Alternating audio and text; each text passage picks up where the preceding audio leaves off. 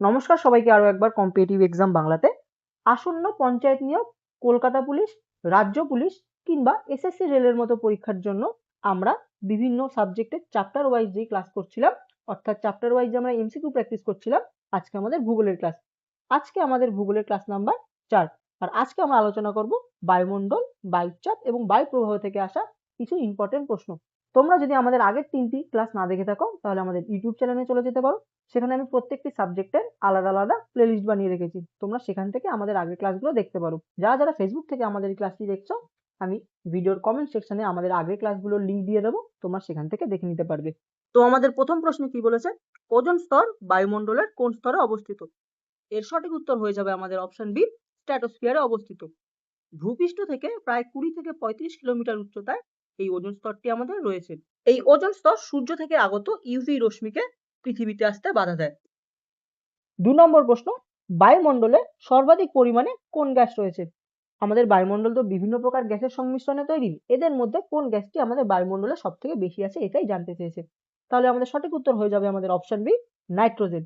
এই নাইট্রোজেনের পরিমাণ আমাদের বায়ুমণ্ডলে প্রায় 78%, অক্সিজেনের পরিমাণ প্রায় 21%, এই আর্গনের পরিমাণ 0.93%, এখানে অনেকে 1%ও বলে থাকে, আর কার্বন ডাই অক্সাইডের পরিমাণ 0.04%।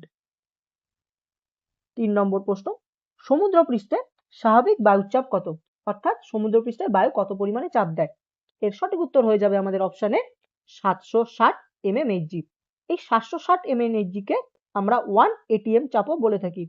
এই 1 atm চাপকে যদি আমরা মিলিবার এককে প্রকাশ করি তাহলে আমাদের হয়ে যায় 1013.25 MB, অর্থাৎ 1013.25 মিলিওয়াট। 4 নম্বর প্রশ্ন কি বলেছে আমাদের, বায়ুর চাপ পরিমাপক যন্ত্র কোনটি? অর্থাৎ কোন যন্ত্রের সাহায্যে আমরা বায়ুর চাপ মাপতে পারি? এর সঠিক উত্তর কোনটা হয়ে যাবে? এর সঠিক উত্তর হয়ে যাবে আমাদের অপশন সি, ব্যারোমিটার। 1643 সালে বিজ্ঞানী টরিসেলি প্রথম ব্যারোমিটার আবিষ্কার করে। 5 নম্বর প্রশ্ন, পৃথিবীর আবর্তনের ফলে বায়ুর গতিপথ বেঁকে যাওয়াকে কি বলে? এর সঠিক উত্তর হয়ে যাবে আমাদের অপশনে কোরিওলিস বল। এই বলের কারণে উত্তর গোলার্ধের বায়ু ডান দিকে এবং দক্ষিণ গোলার্ধের বায়ু বাঁ দিকে বেঁকে যায়, যাকে আমরা ফেরোলের সূত্র নামে চিনি। 6 নম্বর প্রশ্ন কি বলেছে, বায়ুর গতিবেগ পরিমাপের যন্ত্র কোনটি? অর্থাৎ কোন যন্ত্রের সাহায্যে আমাদের বায়ুর গতিবেগ মাপা হয়? আমরা আগে দেখলাম কোন যন্ত্রের সাহায্যে বায়ুর চাপ মাপা হয়, আর এখানে আমাদের বলেছে কোন যন্ত্রের সাহায্যে আমাদের বায়ুর গতিবেগ মাপা হয়। এর সঠিক উত্তর কোনটা হবে? এর সঠিক উত্তর হয়ে যাবে আমাদের অপশন বি, অ্যানিমোমিটার। এছাড়া তোমরা মনে রাখবে বায়ুর দিক নির্ণয় করার জন্য আমাদের বাত পতাকা বা উইন্ড ভ্যান ব্যবহার করা হয়। 7 নম্বর প্রশ্ন কি বলেছে, আবহাওয়ার অধিকাংশ পরিবর্তন কোন স্তরে ঘটে? এর সঠিক উত্তর হয়ে যাবে আমাদের অপশনে ট্রপোস্ফিয়ারে ঘটে। এই স্তরে ধূলিকণা, মেঘ জাতীয় জলীয় বাষ্পের পরিমাণের আধিক্যের জন্য এই স্তরে ঝড়, বৃষ্টি, কুয়াশা ইত্যাদি আবহাওয়ার সমস্ত ঘটনা চলে। এর জন্য এই স্তরকে ক্ষুদ্রমণ্ডলও বলা হয়।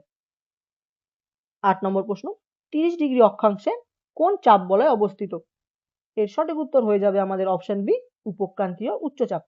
উভয় গোলার্ধের 25 ডিগ্রি থেকে 35 ডিগ্রি অক্ষাংশের মধ্যবর্তী অঞ্চলে এই উচ্চচাপ বলয়টি অবস্থিত। সেখানে বায়ুর উপর থেকে নিচে নেমে আসে, তার জন্য এখানে শান্তভাব বিরাজ করে। তাহলে আমাদের 30 ডিগ্রি অক্ষাংশে কোন চাপ বলয়টি অবস্থিত? সঠিক উত্তর হয়ে যাবে আমাদের অপশন বি, উপক্রান্তীয় উচ্চচাপ।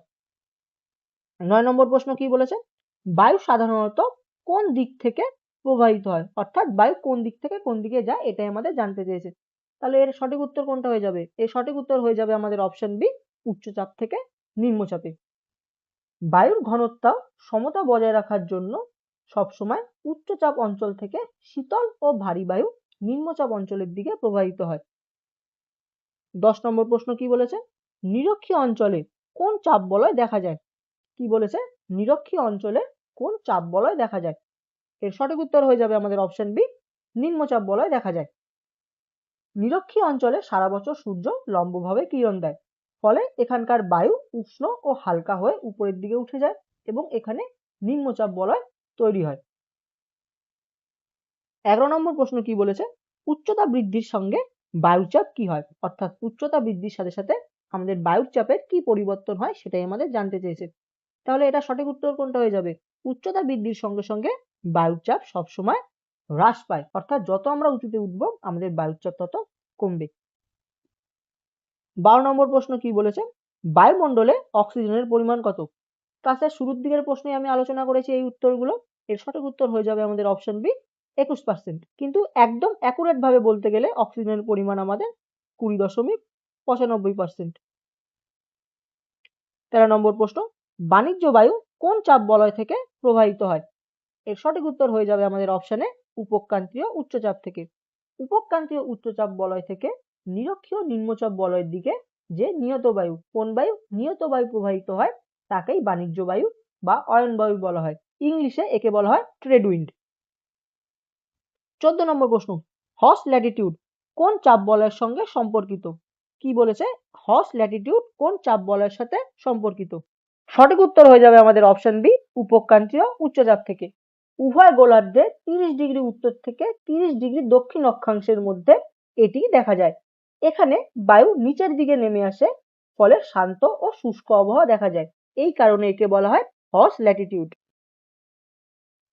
15 নম্বর প্রশ্ন, পশ্চিমা বায়ু কোন অক্ষাংশে প্রবাহিত হয়? কি বলেছে, পশ্চিমা বায়ু কোন অক্ষাংশে প্রবাহিত হয়? এর সঠিক উত্তর হয়ে যাবে আমাদের অপশন বি 30 ডিগ্রি থেকে 60 ডিগ্রিতে। উভয় গোলার্ধের উপক্রান্তীয় উচ্চচাপ বলয় থেকে উপমেরুতে নিম্নচাপ বলয়ের দিকে প্রবাহিত নিয়ত বায়ুকে বলা হয় পশ্চিমা বায়ু। দক্ষিণ গোলার্ধে এর গতিবেগ অত্যাধিক বেশি হয়। এর জন্য 40 ডিগ্রি দক্ষিণ অক্ষাংশকে বলা হয় গর্জনশীল চল্লিশা। 16 নম্বর প্রশ্ন, বায়ুমণ্ডলের সবচেয়ে ঘন স্তর কোনটি? অর্থাৎ বায়ুমণ্ডলের কোন স্তরটির ঘনত্ব সব থেকে বেশি? এর সঠিক উত্তর হয়ে যাবে আমাদের অপশনে ট্রপোস্ফিয়ারে। এই স্তরের মধ্যে সমস্ত জলীয় বাষ্প বিভিন্ন প্রকারের গ্যাস থাকার ফলে এই স্তরের ঘনত্ব সব থেকে বেশি হয়। 17 নম্বর প্রশ্ন, জলীয় বাষ্প সবচেয়ে বেশি থাকে কোন স্তরে? এর আগের প্রশ্নে আমি বলে দিলাম, আমাদের সঠিক উত্তর তাহলে কোনটা হয়ে যাবে? সঠিক উত্তর হয়ে যাবে আমাদের অপশনে ট্রপোস্ফিয়ারে। 18 নম্বর প্রশ্ন, কোন গ্যাস সূর্যের অতিবেগুনি রশ্মি শোষণ করে?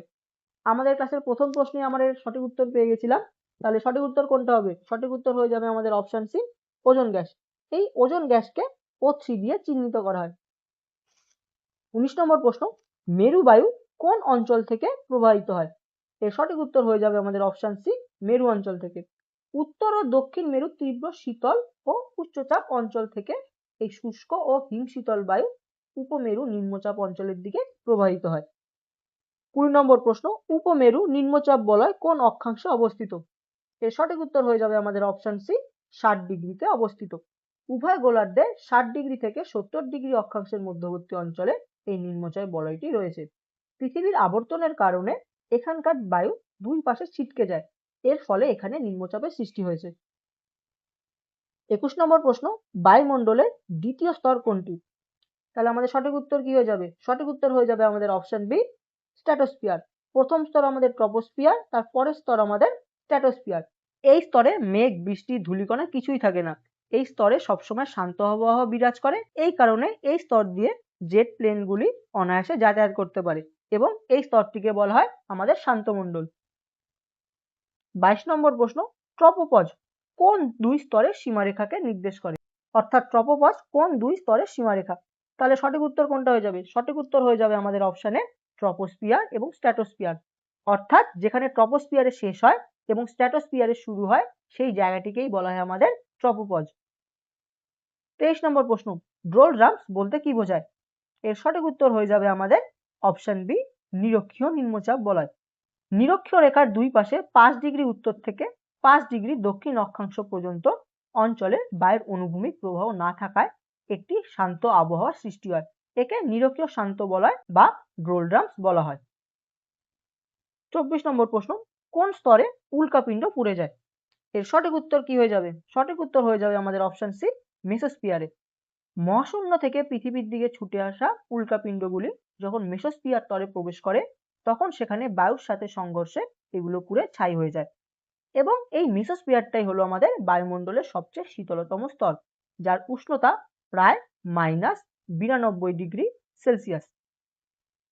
25 নম্বর প্রশ্ন কি বলেছে, বায়ুমণ্ডলের বহির্তম স্তর কোনটি? অর্থাৎ বায়ুমণ্ডলের সব থেকে লাস্টে কোন স্তরটি রয়েছে? এর সঠিক উত্তর হয়ে যাবে আমাদের অপশন ডি এক্সোস্ফিয়ার। এই এক্সোস্ফিয়ারের ঠিক আগের স্তরটি হলো আমাদের এই থার্মোস্ফিয়ার। 26 নম্বর প্রশ্ন, বায়ুমণ্ডলে কার্বন ডাই অক্সাইডের পরিমাণ প্রায় কত? এর সঠিক উত্তর হয়ে যাবে আমাদের অপশানে প্রায় 0.03। কিন্তু অনেক জায়গায় এর উত্তর দেওয়া থাকে আমাদের 0.04। তাহলে অপশানে আমাদের যেটা থাকবে আমরা সেটাকে রাইট চিহ্ন দেব। 27 নম্বর প্রশ্ন, লু কোন ধরনের বায়ু? এই লু হলো একটি স্থানীয় বায়ু।